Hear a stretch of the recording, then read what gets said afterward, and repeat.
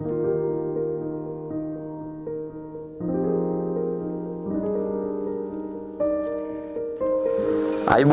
අපි මේ ඉන්නේ පැල තවානක නිකම් පැල තවානක් නෙමෙයි මේ වන පැන තවානක මේ විශේෂත්වය තමයි ශාක විශේෂ 200කට වැඩි ප්‍රමාණයක් විශේෂයෙන්ම තර්ජ ශාක ඇතුළත් පහතරට තෙත් කලාපීය වනාන්තර වලට අයත් වගේම ඊට අමතරව තිබෙන ශාක විශේෂ ගණනාවක් ඇතුළත වෙන පැල තවානක තමයි අපි මේ ඉන්නේ.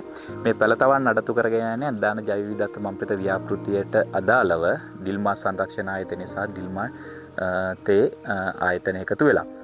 අපි දන්නවා මේ දවස්වල ගස් කොළන් ගැන මල් ගැන ඒ වගේම පැල සිටුවීම පාරිසරික ප්‍රතිස්ථාපනයන් නැවත වනවගා කිරීම වැනි මාතෘකා ගැන ගොඩාක් කතා කරන වෙලාවක් තමයි මේක.